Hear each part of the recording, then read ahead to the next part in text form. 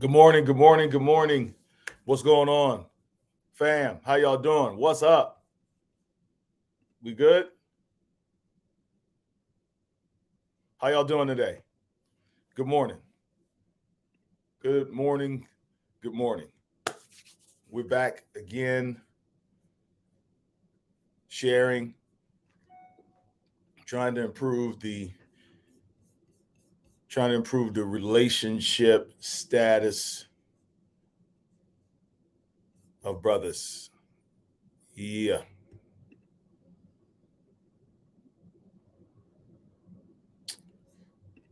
All right. What's going on? In one word, how you feeling this morning? Let me know in the chat. Let me know in the comments. One word, how you feeling this morning? One word, how you feeling? How you feeling? What's the mood today? What's up? Who that? My people. Good morning to you. One word. What's the vibe? What's the energy today? What's up? What's up? Yeah, Donna, what's going on, girl? Blessed. Okay. Okay. Inspired. Woo. Feeling that. Feeling that. Come on. Come on. Give me some.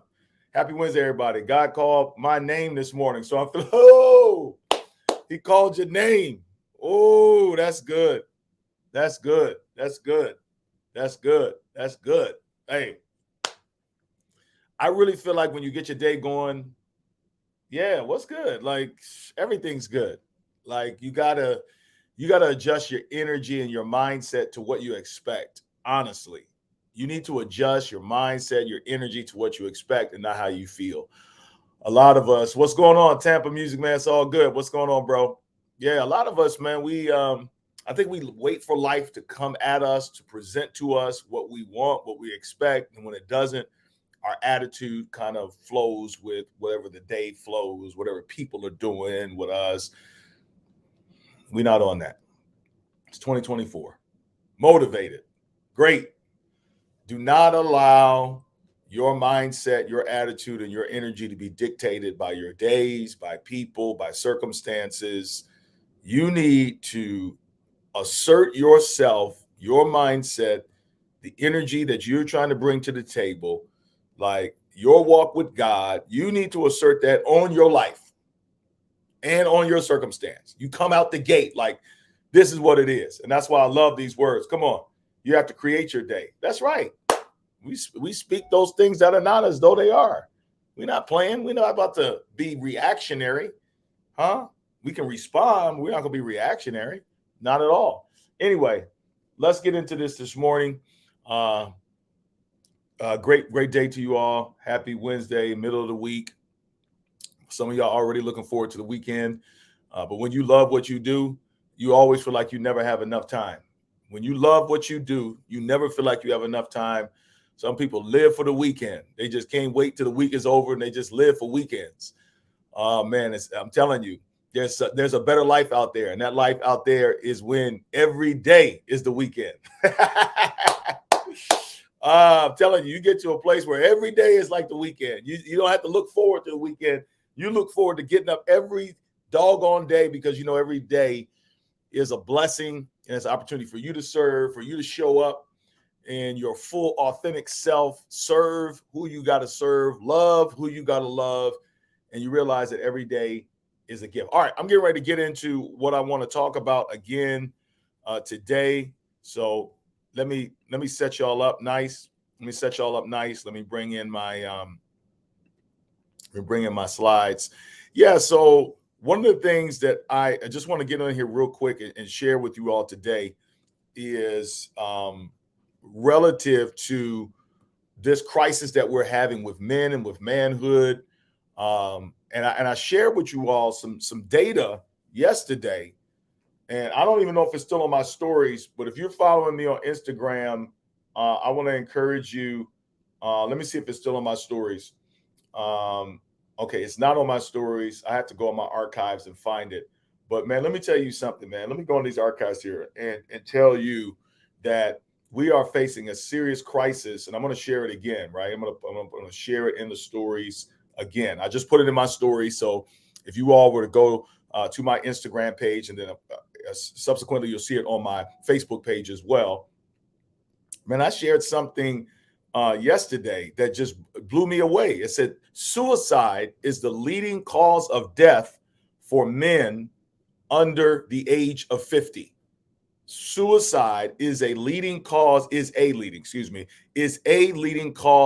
death for men under the age of 50. I repeat, let me read this one more time. Suicide is a leading cause of death for men under the age of 50. I want to read it one more time for the people in the back. Suicide is a leading cause of death for men under the age of 50. And let me just say this before we think in extremes. A lot of times when we do that, maybe a thought comes to your mind of somebody who died by suicide or what have you. But do we have to get to suicide for us to know that we have a crisis of manhood, that we have men that are succumbing to the pressure of life, men that are feeling overwhelmed, men that are crying out for help and nobody knows they're crying out? But here's what they said. It said suicide is the second most common cause of death for men under the age of 45 in the United States. Suicide is the second leading cause of death for men under the age of 50 in Canada. Suicide is the single largest cause of death for men under the age of 50 in the UK. There is a crisis of manhood going on, y'all. And it's time for us to sound the alarm. All right. Good morning. Good morning. Good morning to everybody. Whenever you hear stuff like this, the word is, men need to open up more. Yeah, isn't that what we hear a lot? When we hear about this crisis of manhood, when we hear about the suicides, when we hear about men hurting, men, failing in areas of their family, failing in the areas of their morality, all of these things, men need to open up more. I want to caution us not to have that judgmental response that men need to open up more. Like, I want to caution us not to do that. Is it possible that men are opening up as they know how, that men are asking for help, but we are not listening? And what I'm saying is if suicide is the leading cause of death for men under the age of 50, I was born in 1976. I am 47 years old. This is talking about people like me. And I want to say this now, and I want to say this very delicately. There are many men who are not dying by suicide, all right? But there are a lot of men that are dying by neglect. They're dying by neglect, right?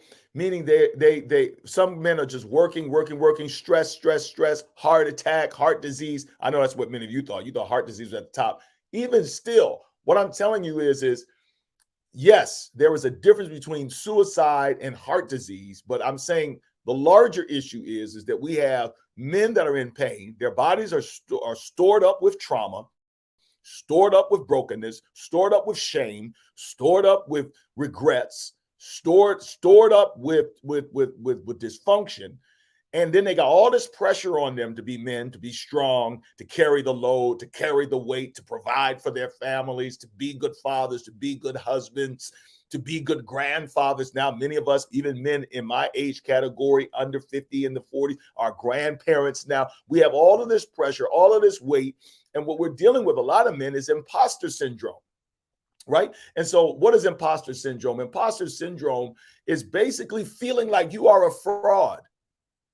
It is feeling like you are not what you are supposed to be. And so you always deal with feelings of inadequacy. You're always feeling like you're not good enough. You're always feeling, and it's constantly being reinforced by family, constantly being reinforced by society, constantly being reinforced by community, constantly being reinforced by media, constantly being reinforced in your own head. I'm not good enough. I'm not enough. I'm not a good man. My daddy didn't tell me I was a good man. I never saw a good man. And now I'm struggling in my marriage. I'm struggling as a father. I'm struggling as a grandfather. I'm struggling in my career. I'm struggling with my purpose. I'm struggling privately with my morality. I'm struggling with addiction. I'm struggling with all of these things.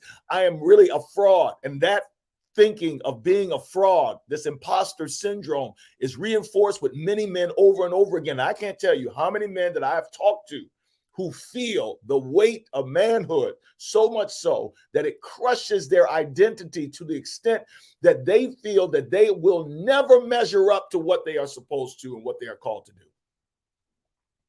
That's what we are dealing with right now. And brothers are crying out for help. And suicide happens to be a leading cause of death for men under the age of 50. All right. And we'll tell brothers, man, if you just open up more, if men just talked more, they wouldn't take their own lives. We got to stop talking like this. More men need to go to therapy. Well, can I give you some more information? It says that's partly true, but here is the catch. And I'm reading this is on my Instagram page. Y'all go to my Instagram stories and you can see this. You can get this information. I reposted it. It says, yeah, we tell people that when we hear about the suicide, we say men should open up more. If men just talked, less men would take their own lives. These are myths, right? More men just need to go to therapy. This is what we say. Well, it goes on to say, here's the catch. Men who take their lives, listen, are very often in therapy. According to the research, a lot of men that take their lives are in therapy. So it's not just therapy that is the issue at hand or the solution or the panacea. So let's not just herd a bunch of men into therapy and saying therapy is the exclusive savior for men with suicidal ideation, men with depression, men with anxiety, men with imposter syndrome, men failing their family, men with addiction. I go to see a therapist every 2 weeks. I believe in therapy, but I'm telling you right now, it's not just therapy that men are in need of. A study in the UK found that 92% of men who took their lives were seeking help at the time that they took their own lives. I want y'all to hear me today. And so that we assume that all of these men are committing suicide quietly. Right? They're not saying anything. It says 92% of those, and of those 92%, it says 80% were deemed to be low risk or no risk of suicide. Now, I find that troubling. Listen to what's being said. It says basically, of the 92% of the men who took their lives that were seeking help, it says 80% of those men that took their lives were deemed as low risk or no risk of suicide, meaning they could see nothing about these individuals that said that they were high risk candidate individuals for suicide.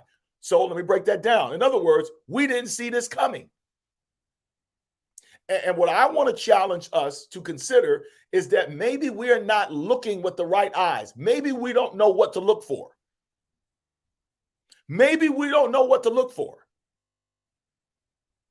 It's talking about these, the studies are saying that these brothers that are taking their lives, they're saying 80% of the brothers that take their lives, they're saying we had no idea that they were in this condition. We didn't know.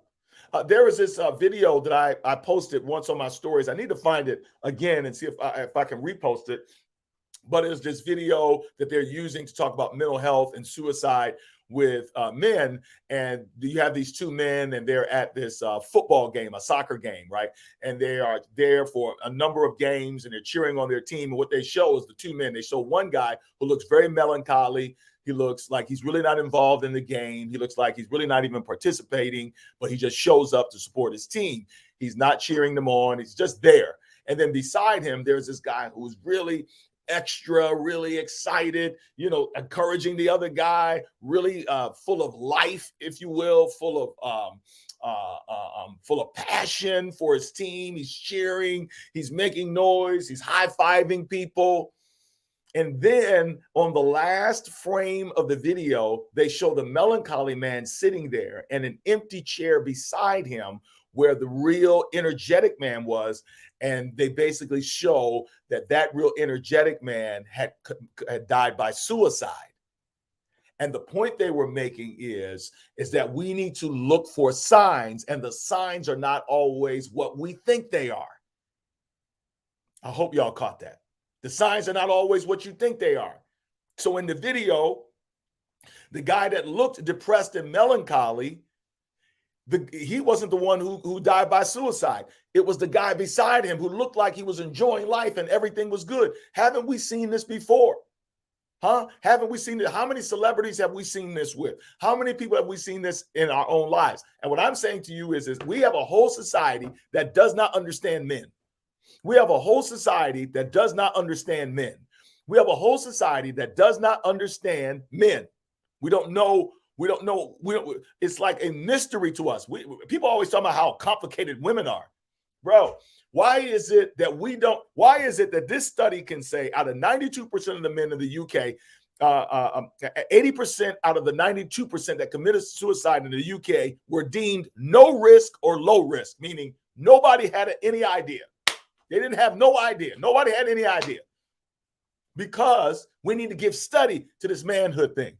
We need to open up our eyes and look a little deeper and not just be like, well, if they just went to therapy, well, if they just asked for help. I'm telling you, there's a yes, my brother said right here. He said, we don't understand ourselves as men often either, and neither do women. Nobody. All of us are struggling to understand who we are. But what I'm saying to us today is that we need to reconsider what are the signs for somebody who is saying that they need help. And many times it's in plain sight. And I want to tell you today what I believe one of the biggest evidences that a man is self-destructing. Everybody listen to me. And I got to get out of here. I want to give you what I believe is one of the biggest evidences that a man is in trouble. All right.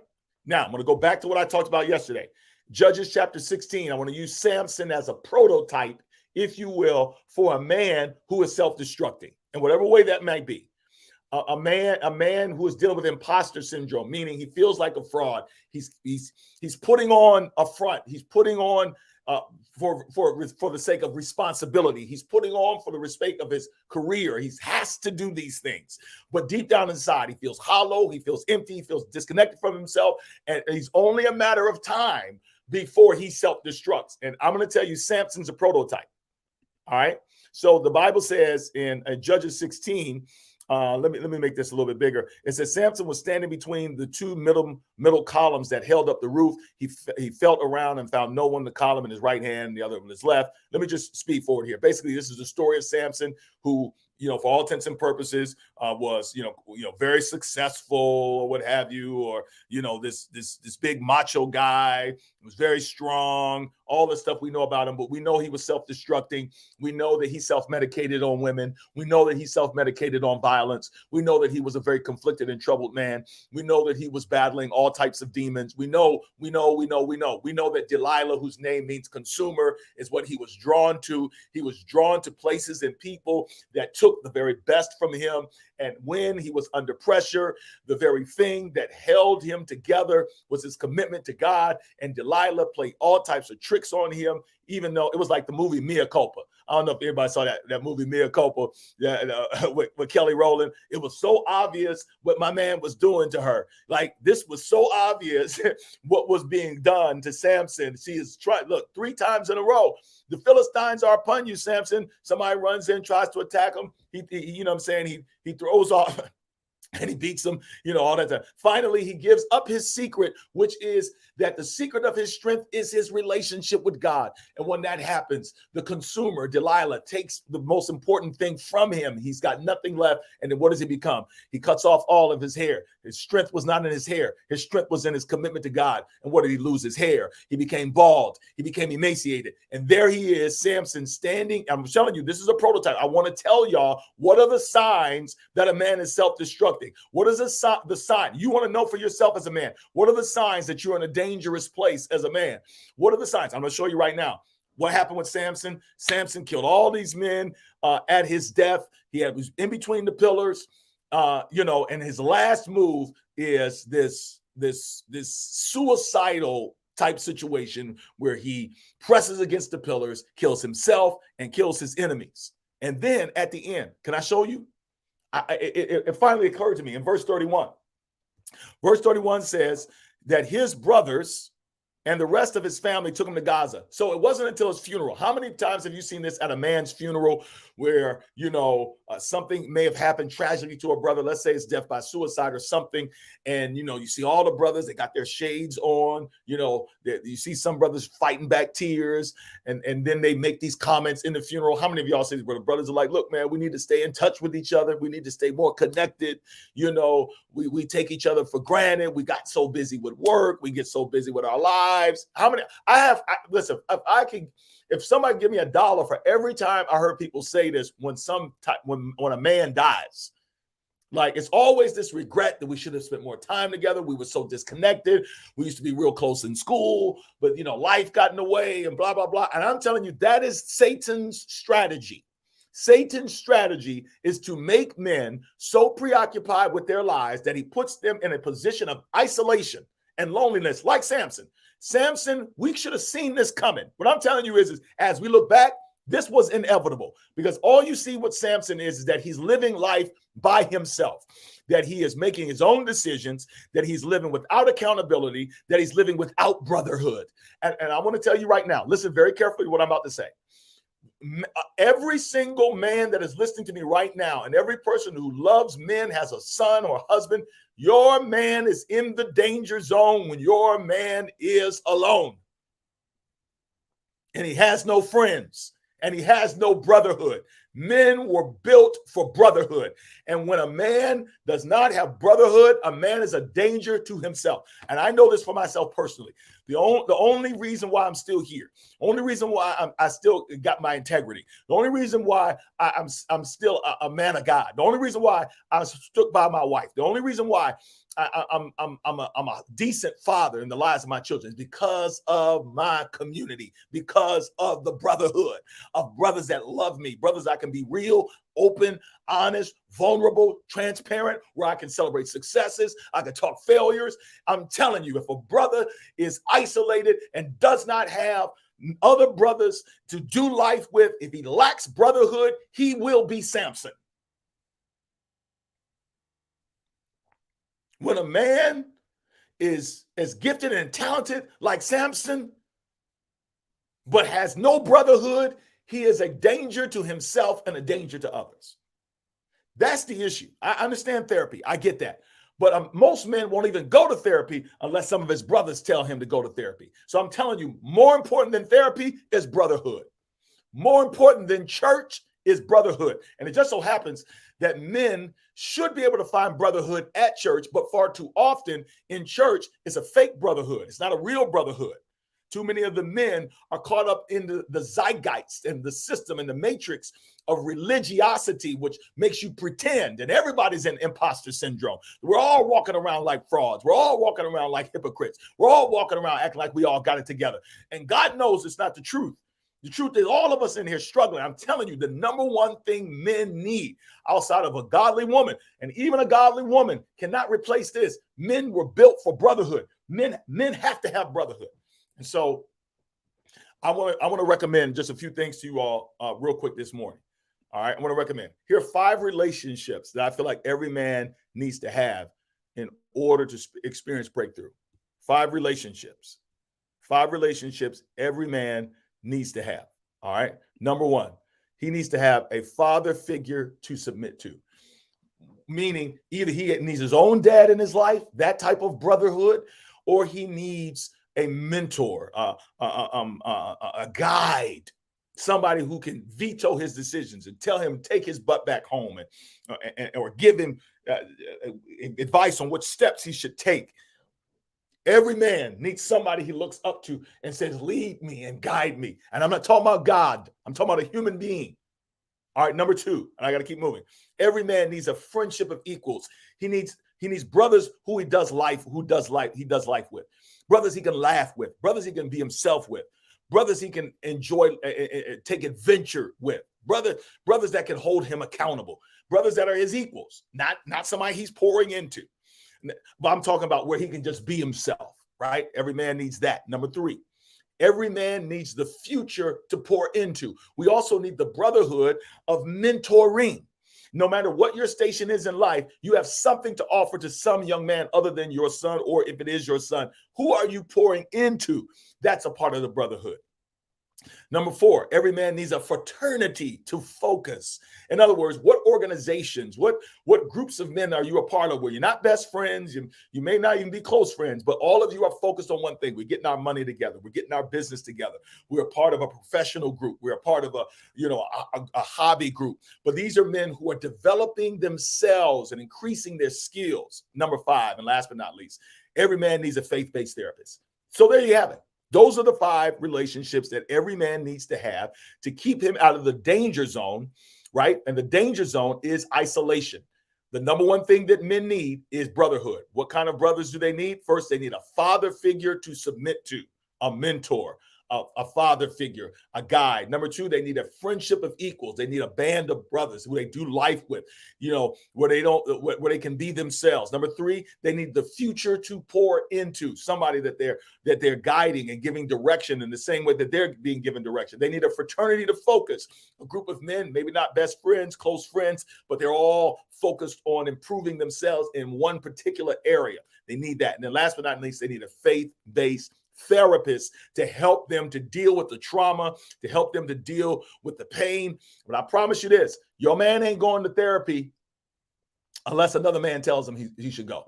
I've seen women all day, every day, twice on Sunday, try to get men to go to therapy. And guess what? They won't go. But if you get another brother to say, hey, man, we went, or maybe some group there, listen, this is how you move men into those spaces. And so I just want to end by saying, again, let me just repeat what I'm saying and make it plain to y'all. Here's what I'm saying. We talked about suicide. We talked about self-destructing men. We talked about imposter syndrome, where men feel like frauds. They're hiding. They have a public persona, but privately they're struggling. That's pretty much what my story was. How do you help these men? The solution for the brokenness of men, the solution for men who are self-destructing, Samson being a prototype. Samson was gifted. Samson was talented. Samson was physically strong, but Samson had some struggles. He had some stuff going on. So what was the solution for Samson? We saw it in Samson's death, that Samson missed out on his brothers. That's what was the problem. Samson did his whole life by himself and never had any brothers to actually do life with. His father was absent. For whatever the reason, his father tried to give him guidance and he didn't listen. But for whatever reason, we just see his whole life in isolation. Understand right now that if a man is going to self-destruct, I can give you the signs. Are you ready for the signs? He lives in isolation. He don't have no friends. He don't have no mentors. He don't have none of that. And so how does a man get into these kind of relationships? And I want to offer a suggestion. I want to suggest that as men, you just don't go out and say, hey, let's make friends. But you put yourself in environments where these things can happen. Put yourself in an environment where God can work so that these friendships can come to pass. If you don't, at least, my brother, put yourself in an environment when these things happen, they won't happen. A lot of men experience brotherhood in sports. A lot of men experience brotherhood in the military, right? Now, let me ask you this. Each one of those areas it didn't happen organically. You got into sports because you made a choice. You got into the military because you made a choice. And as a result of making a choice, then those relationships began to manifest themselves in like manner. If you're asking me right now, I hear what you're saying, Myron. I'm on my own and you got my attention. I feel like maybe I will self-destruct if I'm like a prototype of Sam. You're saying the number one problem that men have is they lack brotherhood. And I know I don't have brotherhood. What am I supposed to do? All right, here's what I'm telling you to do. Put yourself in environments and atmospheres where the possibility can increase of you experiencing this type of brotherhood. You ain't probably joining the military. You're probably not going to, get into sports anymore, but that could be a way. So I want to give you an opportunity. I want you to come to the Men's Winning Circle Conference, where our whole purpose is to connect men with each other and get them in brotherhood. We are trying to respond to the crisis. We're trying to respond to the crisis of men self-destructing, men living in imposter syndrome, men who are simply not winning in the things that matter the most. And the way that I feel called to do that is to curate experiences where men can come and be broken and be real and experience God and experience healing and experience the full weight of their masculinity with other real men. I'm calling for brothers who need this in their lives. You've been a Samson for far too long. Destruction is on the way. You want to be a part of brotherhood because brotherhood is the solution to your life's problems. Trust me when I tell you that everything flows out of the brotherhood, the wisdom, the grace, the guidance. What else? The community, the love, the acceptance, all of that flows out of brotherhood. So I'm giving you an opportunity. Get to Atlanta. Some of you are making all excuses. I got to do this. I got to do that. When are you going to put yourself first? Get to Atlanta. On April 5 and 6, meet me in Atlanta, Georgia for the Men's Winning Circle Conference. And our express desire is to help you to win in what matters, to build on the foundation of brotherhood and relationships so you can go out in this world and crush it. Go to the website right now. The website is winningscircleconference.com. As a matter of fact, registration prices go up on March 11th. This is a time of sale. This is a time of discount. Register, come, get in the right space. That's all I'm saying. Get in the right environment. Be there April 5 and 6 in Atlanta, Georgia. If you're in the vicinity, get in your car, drive down there. The hotel is there for you. Everything is there for you. Let's go, y'all. Let's go. You don't got to be this dude. And I'm telling you, if you are lacking brotherhood, put yourself in an environment where this stuff can happen. All right, y'all. God bless y'all. Y'all have an amazing day.